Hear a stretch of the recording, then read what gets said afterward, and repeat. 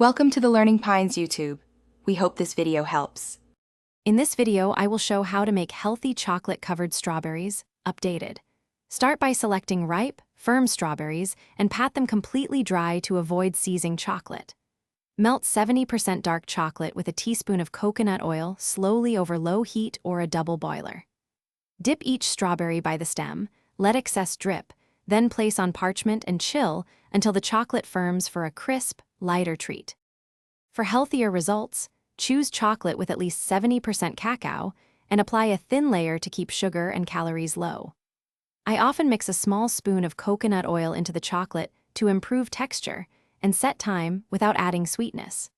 Consider topping with crushed almonds or unsweetened coconut flakes for crunch and healthy fats, and keep portions to 2 or 3 strawberries per serving to enjoy guilt-free. Experimenting with flavors keeps this snack fun and fresh. Sprinkle a pinch of flaky sea salt on warm chocolate for a delightful contrast. A light drizzle of white chocolate made from cocoa butter adds visual appeal without too much extra sweetness.